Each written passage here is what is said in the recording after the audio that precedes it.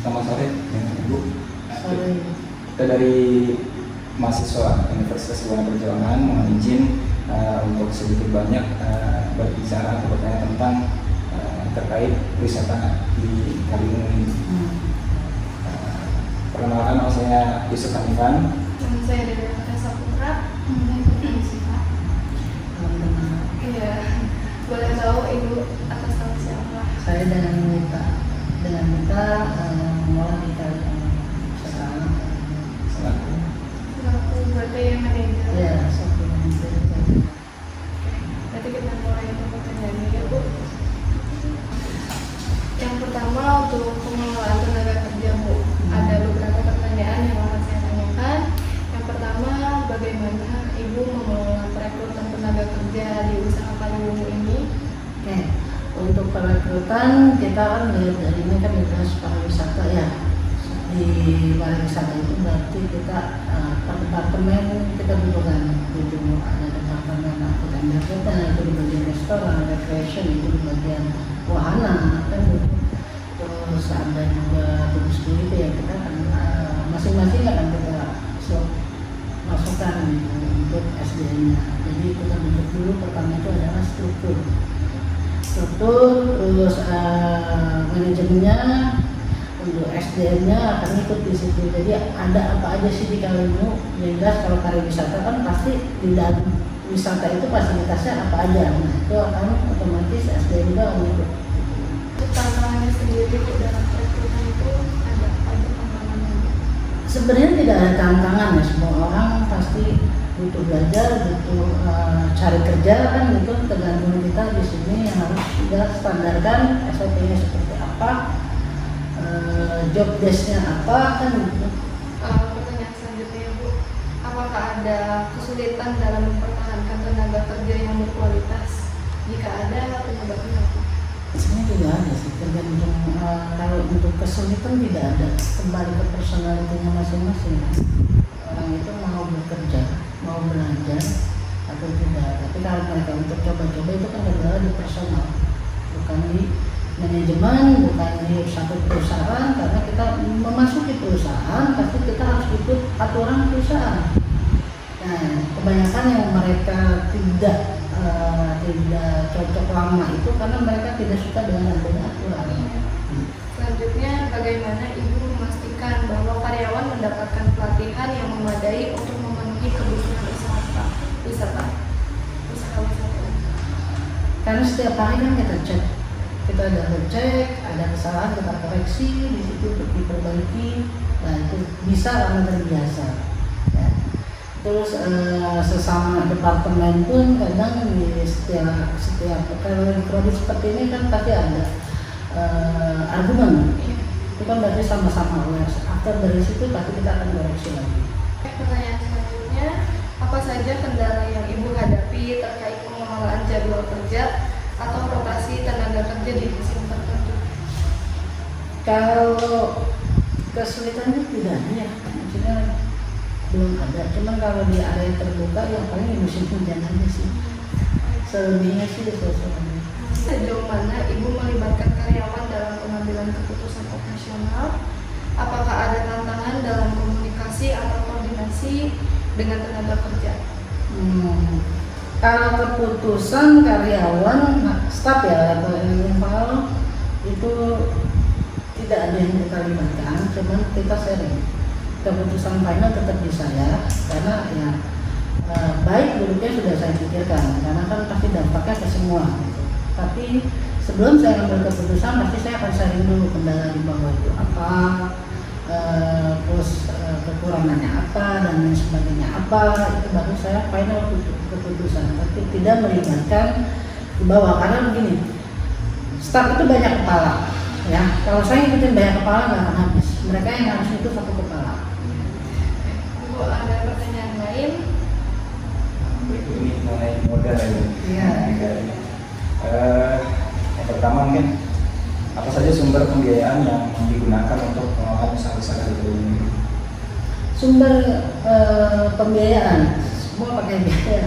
Kayak misalnya kita untuk wahana itu juga kita butuh maintenance, ya.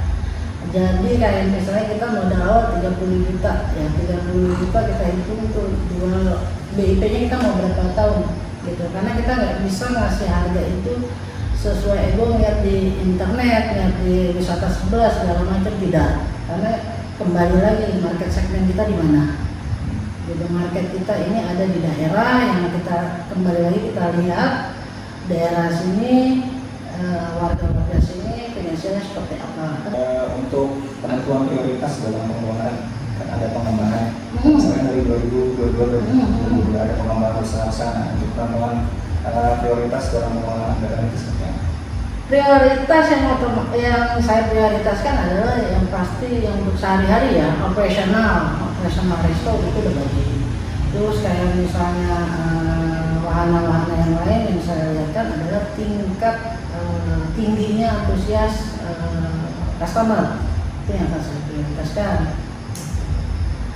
Yang belum ya kita sambil jalan, karena kita tidak semuanya itu harus kita blok jebol, manajemen hancur. Nantilah yang membentuk manajemen akan hancur. Bukannya dalam manajemen itu, oh ini pelit ya, justru manajemen pelit itu sebenarnya bukan pelit, tapi kita menentukan nih mana prioritas mana yang tidak. Bagaimana cara menilai risiko keuangan yang dapat mengurangi kelangsungan usaha?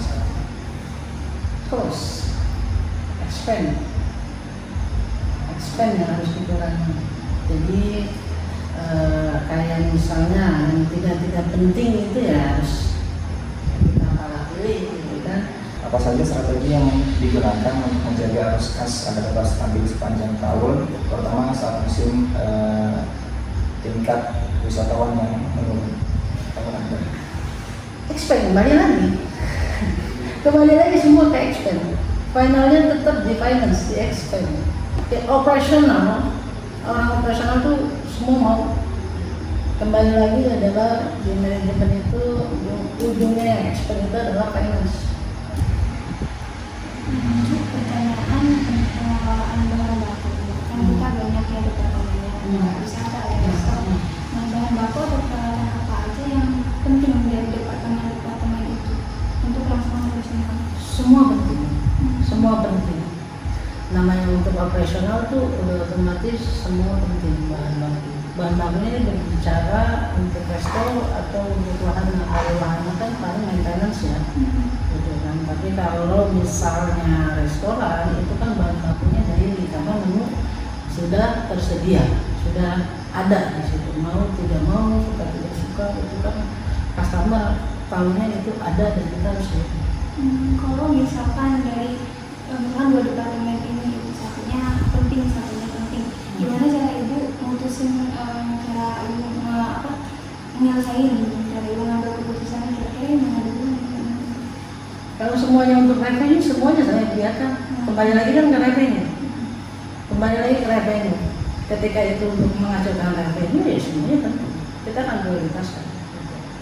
Tapi yang di bidang expand ya, berarti kan itu tidak menghasilkan untuk apa. Gimana cara ibu untuk menilai pasar dan kebutuhan wisatawan dalam merancang produk atau layanan baru? Kebutuhan produk atau layanan baru merancang. Oke, kita kan setiap tahun itu kan pasti punya rencana kerja ya, 1 tahun ke depan kita melihat perkembangan tahun. Kita punya 2025 pun kita di 1 semester di bulan Juli itu kita sudah punya rancangan gitu. Untuk 2025 itu apa? Kita lihat dulu market segmen yang akan pertumbuhan di area kawasan itu akan ada apa aja kan gitu. Nah itulah kenapa lebih pusing menjadi orang utama di bidang itu, di bidang revenue, karena kita harus analisis semuanya perkembangan pariwisata di Karawang seperti apa, industrialnya seperti apa, kan itu market segmennya seperti apa, nah, itu akan kita dikaji di situ. Kendala utama ibu yang ibu hadapi dalam memperoleh bahan baku atau peralatan yang diperlukan, terutama saat permintaan meningkat. Tidak ada kendala karena kita dari awal sudah pasti kita punya vendor. Sebelum ini kan kita pasti sudah banyak kerjasama dengan vendor dulu, makanya sebelum buka usaha, nomor satu adalah kalian cari vendor, apply. Jadi tidak kesulitan, tapi kalau kalian buka dulu baru nyari vendor ya kesulitan.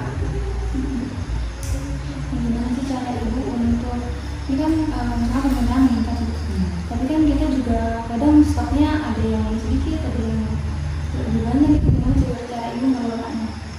Nah itu, ini harus dipahami. Kita di dunia, kalau di dunia F&B ya, di dunia resto, kita kan semuanya kan pasti kita sudah hitung. Cover berapa cover sih setiap weekend? Berapa orang sih yang kesini? Nah, misalnya 1.000 orang, berarti kan kita 1.000 orang bukan berarti kita stok ayam 1.000 ya, tidak. Kita bagikan berapa persen, dan menunya itu kan banyak sampai hampir 40-an. Gimana kita menjaga itu harusnya gini. Ketika stok ayam habis, misal kita punya produk lainnya, itu gunanya kita sebagai di depan tuh upselling. Jangan mau ini terus, tidak, nanti yang lain spoil. Maksudnya apakah ibu mengalami kesulitan dalam menemukan supplier? Tidak kesulitan sebenarnya. Kalau sudah besar seperti ini kan kita yang cari ya, datang. Kita tinggal compare harga. Bagaimana ibu mengatasi masalah kualitas atau variasi harga bahan baku yang dapat mempengaruhi operasional usaha? Mempengaruhi kualitas varian harga, masalah kualitas atau variasi harga. Makanya kalau untuk ini dihitung di awal itu sangat penting. Sebelum kita sales, kita hitung dulu expense-nya berapa, terus PPh-nya berapa, itu penting gitu kan. Nah, dari situ kan kelihatan kita bisa estimasi berapa.